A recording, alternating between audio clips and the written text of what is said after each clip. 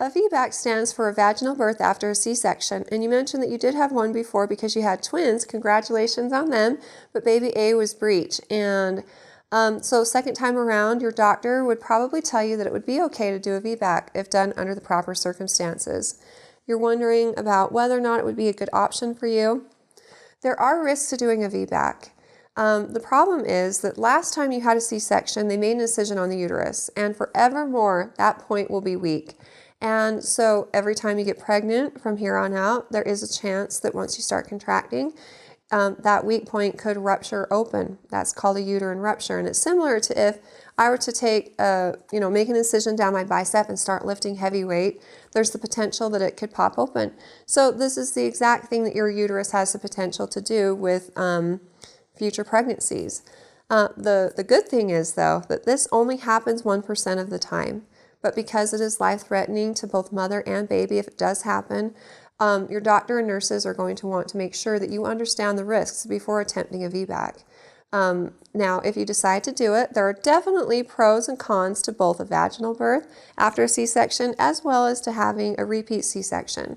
So the pros of just doing a repeat C-section, you come in, it's scheduled, or say you start contracting earlier and you just show up to the hospital. We decide to do a C-section, you have a baby an hour or two later, and you know what to expect because you've already had a C-section before. You know what the recovery is going to be like.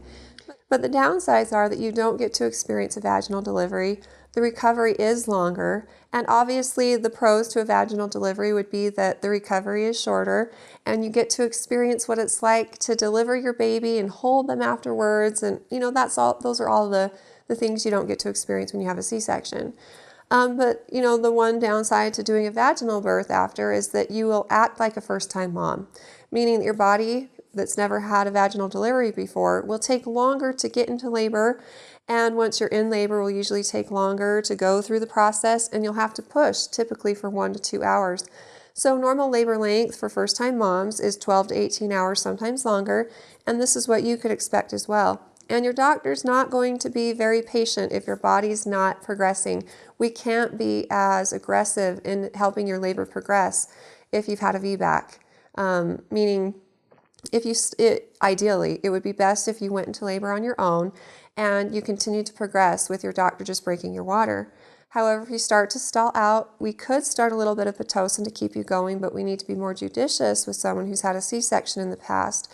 And if you stop progressing or weren't progressing as well with the measures that your doctor and nurses would be taking to help you progress, then they'd be less likely to wait a while and be patient with your labor and more likely to just move to a C-section because you have had one in the past and they don't want to increase the chances of you having a uterine rupture by pushing the Pitocin too much.